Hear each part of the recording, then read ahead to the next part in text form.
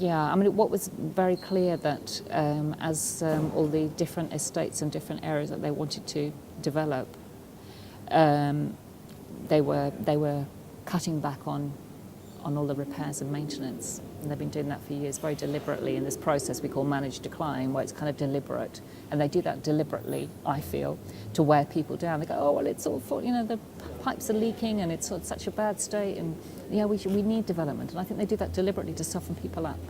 So that's part of that. And if indeed it is proved, as we all believe, that a cheap job was done, if that's proved, but we think it probably will be by next Easter maybe, then that will be, confirmation of our worst fears, which is that it has all been a deliberate long-term plan to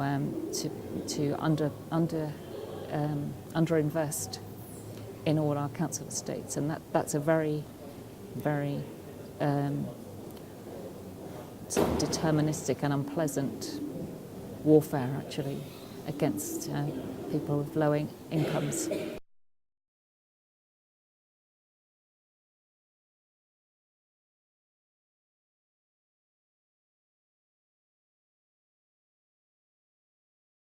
The community is being attacked by greedy people that don't have good intentions for the more vulnerable people of this borough. Because they look at this particular area as a gold mine, and the thing that's preventing them from being able to mine that gold is the presence of people here on social housing. If we hear regeneration, we know it means degeneration. We know it means destruction. Any community now with the history of regeneration projects that exist know that if regeneration comes to your part of the hood, you best watch out. Because you look like if you don't battle against that and stop them, they're going to wipe out everything that you hold dear. The council see the land in North Kensington as a gold mine. They don't even have to dig for the gold. All they have to do is marginalise the people living on the land at the moment, and in that way they can hand it over to the notion of regeneration. Basically, you know, everybody who's been pushing the regeneration culture, yeah, is actually part of and colluding with. It's that head we need to chop off now, because it's that beast that created the Grenfell Tower fire. Yeah. It's that culture that created it, and it's hundreds of years old. And they still see us, especially the African Caribbean population, as their former slaves. And they talk about it in the same way. I think people don't really want to actually accept how colonial and how they haven't changed their thinking in hundreds of years.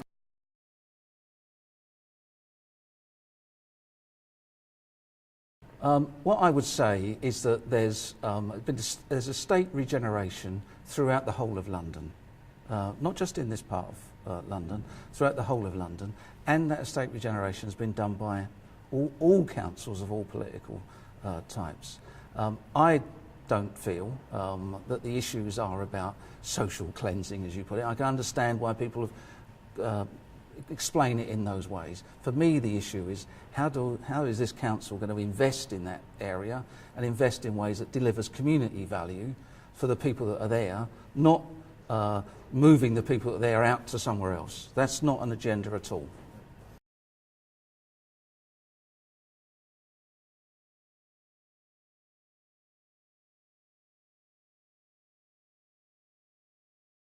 The plan is not to have a plan, and that's a great plan when you're trying to run something down into the ground, you know, because you just don't invest in it. It's just not looked after.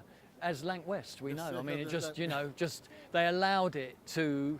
I mean, slum is a strong word, but they allowed it to sort of slip into a slum-like status, which is disgusting, considering this borough has a third of it, or had a third of £1 billion in reserves. So they should have been keeping us safe. Their primary duty was to keep us safe. Their primary activity was asset stripping. So basically, I think the community on a whole is asking that all of that is reversed, and anything that has the council's fingerprints over it is returned back to the community. We've been losing all of our public buildings in North Kensington. The people that are responsible for that at RBKC, a small cabal of officers, and senior councillors. They should have been keeping us safe in Grenfell Tower. I'm a resident of Grenfell Tower. I used to live on the 13th floor. And rather than keeping us safe, they spent their whole time and their whole concentration going around North Kensington, taking our library, our lovely 125-year-old North Kensington Library, our beautiful information centre underneath the flyover, and any other public assets they could get their hands on, including this beautiful building behind us. The building behind us, they purchased a freehold for £25.3 million without any consultation, without even the local Labour councillors knowing about it. I'm not going to comment on that. It seems to me that that's a very, very strong statement. All I can say is that I've looked at the issues that we're dealing with in relation to fire safety on housing. I'm making sure that we've got people that are directing the TMO, and we're directing work ourselves to make sure that people are safe.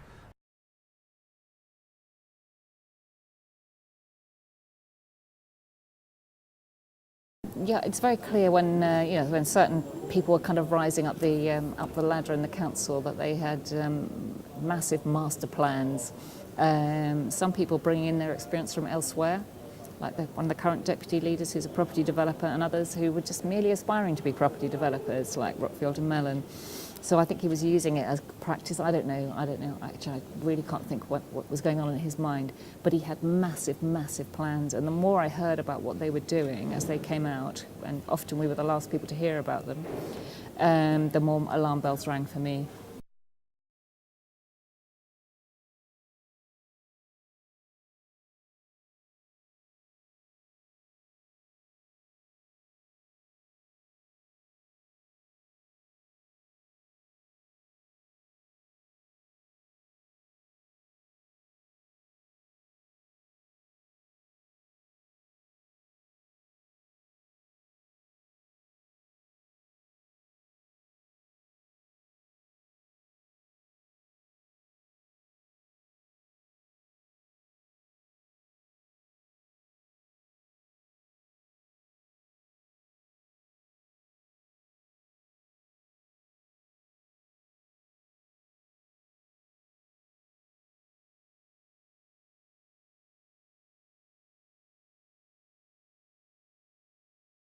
When Councillor Fielding Mellon joined the Westway Trust, that was, that should have been a red flag alarm for the community, because he wasn't put there to safeguard our futures. He was put there with a view of understanding what the land underneath the Westway was worth.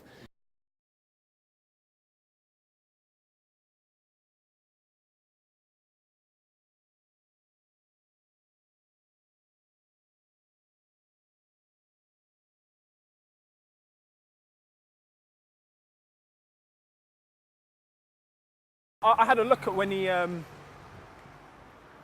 bought it as well. Like, he's had it like 5 years, possibly. 5 years? Yeah. Look at that way. And this is where he's been since. Look at that. But if you look, up there. But if you have a look, like you look out of the window, and that's exactly the only thing you can see when you look out of the block is the school and the estate. So he would have been. He can just wake up and be like, "Yep, I want that gone." I want that eyesore gone. I know. It's Look and look, they're doing it up now. So hopefully, what's happened to the estate? Nothing's happened to the estate, but filling cracks, doing the windows, touching up the paintwork. I mean, one of two things is true. Either that's a big middle finger to the people on the estate, or he's doing it up because he wants to get out of here and he's selling up, which is the right thing to do. He should, yeah, like he needs to go now. He needs to go now. Yeah, it's,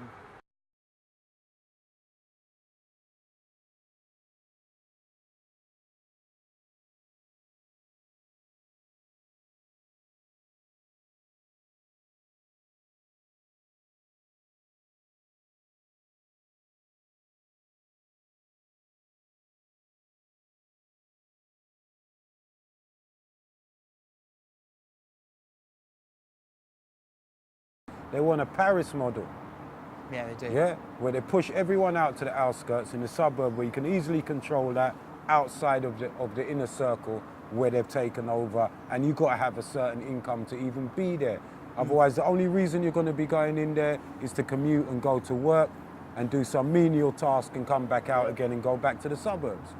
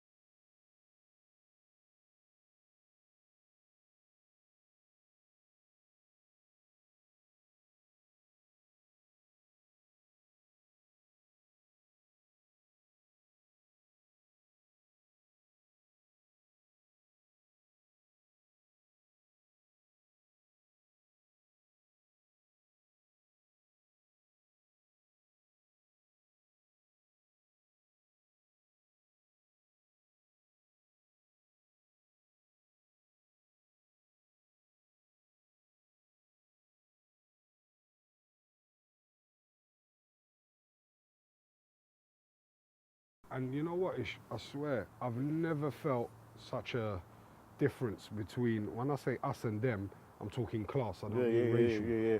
Like, we grew up thinking, oh, whatever, man. You know what I yeah. mean? You crack on and you make whatever you make. But ever since that night, the clear fact of there's a big difference between class and how we've been treated after that night. Forget the neglect for years in that building. When you have a political class who are completely convinced, and it's the consensus among them, that the most functional economic philosophy for society is neoliberalism, whereby you have these big transfers of wealth and redistributions of wealth upwards, and the idea that there's cuts in tax for corporations, that there's subsidizing of the arms industry, subsidizing of the banking sector. Who pays the price for those things? It is the people who are the spine, the backbone, the heart and the lungs of the society. It is the people that really make it run.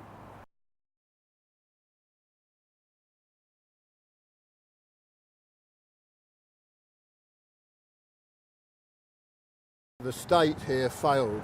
It failed the people of North Kent, it failed the people of Grenfell Town. It was voluntary effort, mutual aid for weeks afterwards, where people did things for themselves, and what we think is we can harness that spirit and make it a permanent thing.